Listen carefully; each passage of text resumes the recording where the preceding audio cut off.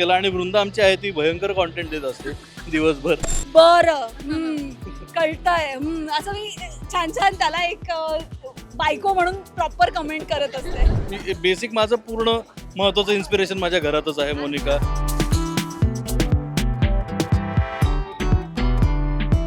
Star प्रवाह पुरस्कार सोहळा तुमच्या भेटीला येतोय. मात्र रेड कार्पेटवर एक गोड कुटुंब आहे जे आता माझ्यासोबत आहे, मोनिका दबाडेचं.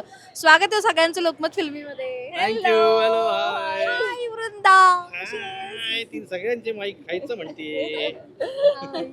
खूप गोड आड्या आज तिला घेऊन आलेस. एक तर मला सगळ्यात आधी स्टायलिंग विषयी विचारायचंय. वृंदालाही छान नटवत असतेस, तूही छान नटत असतेस. सो आजच्या रेड कार्पेटची थीम तुम्हाला वेस्टर्न मिळालीच आहे. सो काय प्रयत्न केला? मी माझ्या डिझायनरला सांगितलं मला एक आउटफिट दे, तर तिने मला हा एक रेफरन्स पाठवला होता. आमची कॉमन एलिमेंट आमचा फ्लावर आहे, सो तो मी केला. आणि मी म्हटलं वृंदाला पण पाठवशील का? मग तिने तिच्यासाठी रेड आणि इथे एक छोटंसं तिच्या इथे पण फ्लॉवर आहे ते. आणि चिन्मय आम्हाला बॅलन्स करण्यासाठी वाईट घातलंय आणि तो बॅकस्टेज जाणार आहे, त्यामुळे त्याला म्हटलं की अगदी आमच्या टीममध्ये घुसू नकोस, तू एक प्रवाहाचा पण एक रिप्रेझेंटेटिव्ह आहे. त्यामुळे परिवार म्हणून आम्ही आता असे तिघही आलो आणि हा आउटफिट मी डिझाईन केला.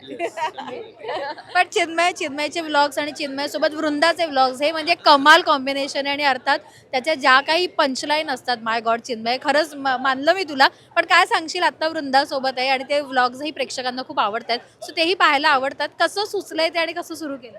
सो बेसिकली कसं सुचलेलं काही हे नाही. मी काही एक व्हिडिओ शूट केला, तो एडिट केला आणि त्याला व्हॉइस ओव्हर देताना नॉर्मल बेसिक माझं पूर्ण महत्त्वाचं इन्स्पिरेशन माझ्या घरातच आहे. मोनिका जी डेली व्लॉग्स करत होती, ती प्रेग्नंट असताना पण ऊन पाऊस वारा सगळ्यामध्ये हां मी डबिंग करतो, त्यामुळे हे फंबल्स मी कट करू शकतो, तर तुम्ही इथे करा.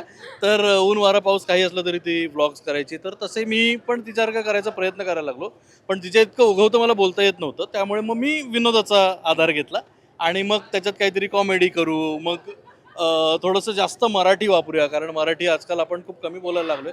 तर थोडा प्रयत्न तो असतो की काहीतरी गमतीशीर, म्हणजे आता यूट्यूबला तू नळी म्हटलं तर लोकांना ते फार कमेंट्समध्ये की यूट्यूबला तू नळी म्हणतोय, तर ते गमतीशीर वाटतं.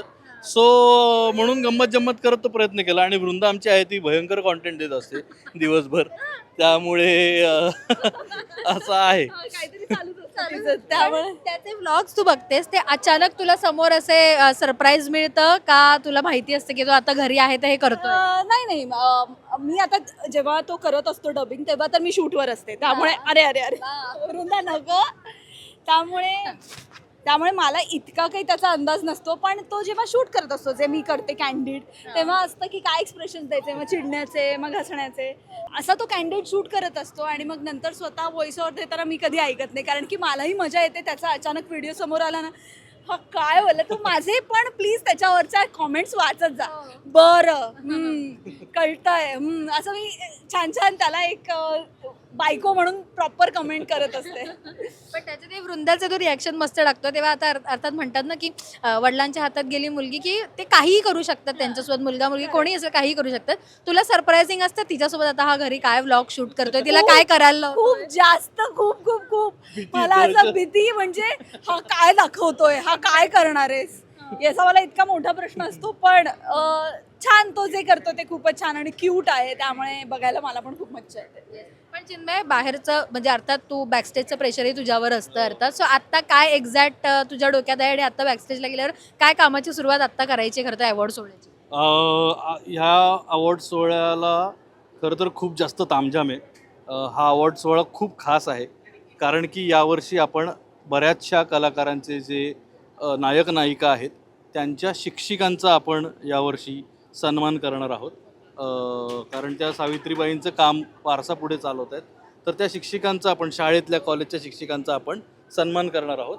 आणखीन एक गोष्ट यावर्षी खूप खास घडते की ज्या प्रेक्षकांमुळे आपण सगळेजण असतो, त्या प्रेक्षकांच्या हस्ते हे पुरस्कार दिले जाणार आहेत. तर हे फार महत्त्वाचं आणि मोठं काहीतरी घडतं आहे. त्यामुळे खूप साऱ्या गोष्टी आहेत, खूप सारी लोकं आहेत, खूप सारी मजा मस्ती धमाल आहे.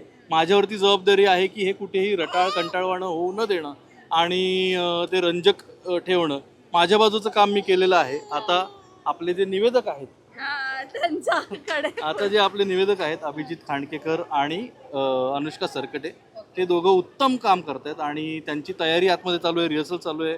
आता ते म्हणजे कपडे चेंज करायला गेले, ते आले की आता आम्ही पटापट सुरू करू आणि सोहळा सुरू होऊन वेळेत संपवणं ही सगळ्यात मोठी जबाबदारी आहे.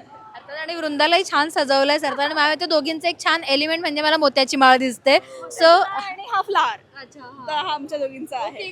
कलर कॉम्बिनेशन केलंय. पण हे मोत्याचं एलिमेंट ऍड करण्याचं हे सगळं माझ्या डिझायनरचं आहे आणि तिने मला हा लुक पाठवला. मी म्हटलं हो हा लुक मी कधी केला नव्हता असा एलिगंट डिसेंट असा.